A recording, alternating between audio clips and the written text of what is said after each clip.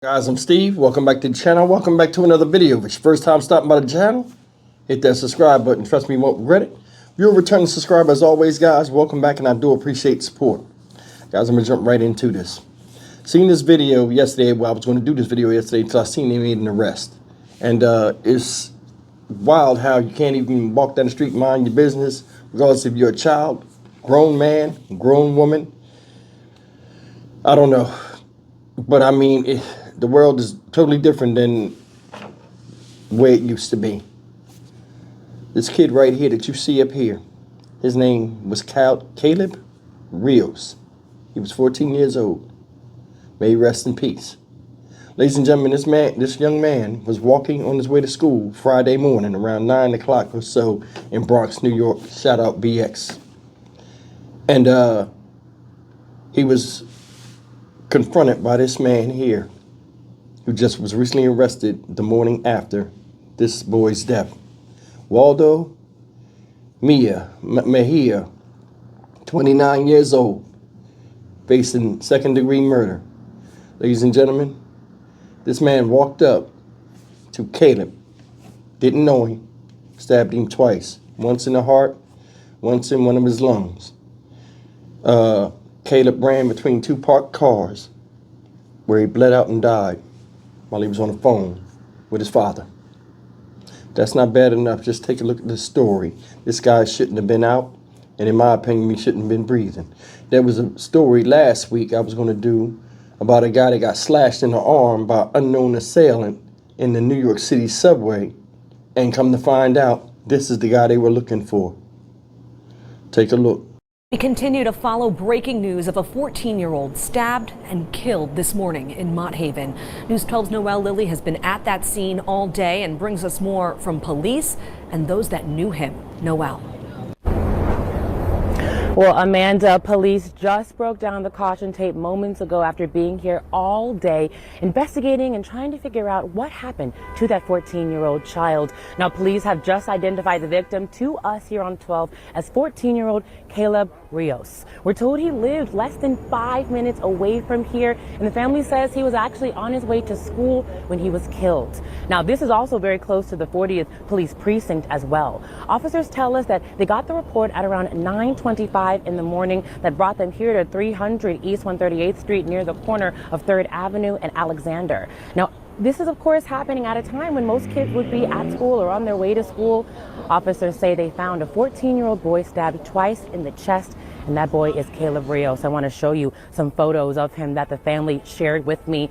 Now, he was taken to Lincoln Hospital, but sadly did not make it. When I got to the scene this morning, I saw blood still on the ground and a loose shoe. Folks in the neighborhood say they have a lot of different feelings about this. But the one thing I keep hearing most from people was why. Why did this happen, and why to such a young victim? I'm always concerned about teenagers, period. If I need to do something, I try to do it as early as I can. And also, I would like to move up. I'm trying to move from out of the neighborhood. We don't have too many people that help us in this community. How many police officers is it going to take for people to feel more safe and more police officers patrolling the street? And of course, many unanswered questions still remain, the biggest being who did this? The family I spoke to told me that they believe Caleb may have been being bullied, but they're not for sure. And of course, at this hour, police are still continuing to investigate. And Amanda, you heard from those people I spoke with saying that this kind of incident, things like this, make them no longer feel safe in the neighborhood and they want to leave the Bronx. Definitely not the kind of thing we want to hear from our viewers here in the community, but you can understand kind of how they're feeling there. Now, again, we are continuing to keep you updated on this story. We're not sure exactly who did this, but we will continue to bring you updates as we learn more. For now, in Mott Haven, Noelle Lilly, News 12 The Bronx. Did you do it? Did you stab that innocent child? Breaking news out of the Bronx. An arrest in the fatal stabbing of a 14-year-old is a suspect responsible for other stabbings. Good evening, everyone. I'm Arthur Chien. That suspect now facing murder charges. This as police are searching for a motive and a potential link between the suspect in this case and other recent stabbings. Let's get right out to our Jessica Formoso. She is live in the Mott Haven section of the Bronx right now with the latest. Jessica. And Arthur, police were able to catch that suspect pretty quickly, and all thanks to surveillance video, including footage from a Ring camera that led them to the suspect's home. Now, this was a senseless act of violence. A child killed by a man who police say is a career criminal who shouldn't have been out on the streets. He called his father and told his father that he couldn't breathe and that he was scared. And his father heard him dying. 14-year-old Caleb Rios took that last breath on Friday morning as he made his way to school. Police say the high school student was minding his own business, walking on East 138th Street in the Mott Haven section of the Bronx, just around the corner from his apartment building, when police say 29-year-old Waldo Mejia walked up to him and stabbed him in the heart for no apparent reason. Caleb receives 2 stab wounds to his chest, piercing his heart and his lungs. Caleb runs from his attacker, but falls down between 2 parked cars. Mejia, who authorities say is a career criminal with a history of mental illness, walked out of the 40th Police Precinct Saturday afternoon, charged with second-degree murder, manslaughter, and criminal possession of a weapon. Waldo, did you do it? Did you stab that innocent child? Did you do it? Before his arrest, police say he was out on the streets stabbing people at random. According to the NYPD, just 5 days prior to allegedly killing the teen, also on East 138th Street, on the steps of the subway station there, Mejia allegedly stabbed a 38-year-old man in the arm. We were able to quickly conclude that these 2 incidents were connected, unprovoked, and committed by the same suspect. The suspect's criminal record dates back to 2015. He's been arrested 4 times for burglary, arson, possession of a 9mm loaded gun, and the most recent one occurred on November 27th, 2024, when Mr. Mejia was arrested for stabbing another victim's Ring camera with a kitchen knife, and importantly, was released on his own recognizance the very next day. The last crime he committed in 2024 was not bail eligible. However, he was a repeat offender. The status quo is just not working for New Yorkers. We do not have a system that puts the rights and needs of victims first.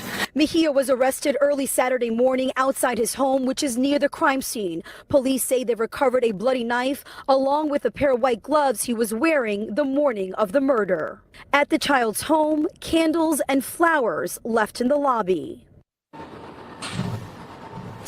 Now, we tried to speak with Caleb's family. They did ask for privacy at this time. Caleb attended Bronx Leadership Academy, where he played football there. In the Mott Haven section of the Bronx, I'm Jessica Formoso, Fox 5 News. All right, guys, you've seen the story. May Caleb Rios rest in peace. Just minding his business, and he had to succumb to horrific injuries while pleading with his father on the cell phone as this guy, Mr. Waldo, walked away. On to the next one. Said he had a history of mental illness. Said he had a criminal history. Said he stabbed the Ring doorbell cam last week in addition to slashing somebody in the arm in a New York City subway. Said he was arrested Saturday morning. Second-degree murder. Take him out of here.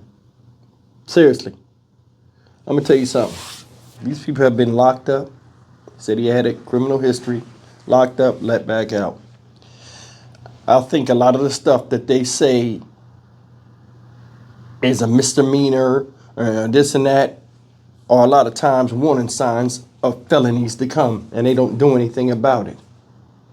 You know, you heard them talking, oh, well, you know, police, like the police chief or whoever they was, yeah, we doing the best we can, but they, you know, people are getting failed out here. And let me tell you something.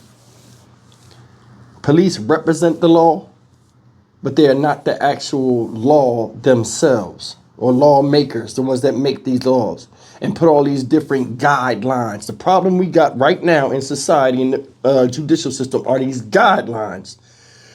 You put a guideline on every damn thing. Did he walk down the street? Yeah. Did he look at the guy before he stabbed him? No, it don't matter. He stabbed him. Guidelines. All these stupid ass guidelines they got out here is the reason why felons come back out and do stuff And the guidelines are set up to where little particular things is what they look at to give you time, because they don't want to look at these cases on a case-by-case basis. Walked up, stabbed a teenager. Walked up, stabbed a teenager. He's going to school. Don't know him. Walked up to him and stabbed him. I'm from the East Coast. You don't walk up on anybody you don't know. Unless you got some type of intent. Because the person that you're walking up on, 9 times out of 10, know how it is in that type of environment, to where when you come up on them, you know what I'm saying? If they don't know you, they apprehensive of you. This guy walked up on this guy twice. A kid. See how tall that guy is? Walked up on a kid. Boom, boom. Yeah, well, he got a history of mental illness. Yeah, he have a history of sleeping right now. You know what I'm saying? Because I'm going to tell you something. A lot of times, people that are crazy don't know they're crazy. And if you live in any type of big urban area across the United States, you've seen people that talk to themselves, jump up and down, punch signs, all kind of crazy stuff. And people try to go on their daily way and not, bother these people or stare too much. But if we as normal people are seeing it, obviously police are seeing it out there. And it needs to be some type of law where they're like, yo, when you see somebody having a fit like this, they got to get off the street. Grab them up, get them off the street, call an ambulance or whatever. I don't know what this guy suffered from, but I do know somebody else suffered from him suffering himself.